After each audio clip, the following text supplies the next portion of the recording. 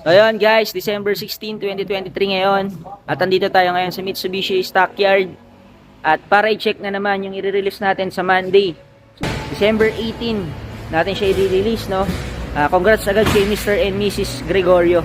So ang kinuha pala nila Mr. and Mrs. Gregorio is Montero Sports GLS Automatic 2023. So ayun guys, ito na yung araw ng pag-pick up ng client natin ng unit nila.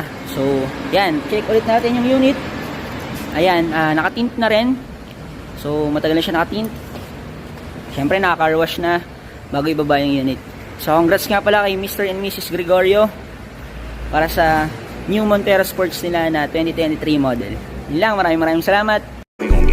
Level up ng matindi, para pera di support. Kakayanin ko to mag-isa kahit walang support. Buti nandyan aking dogs, walang pusi sa aking crew. Ang maghabol ng babae, wala sa aking things to do.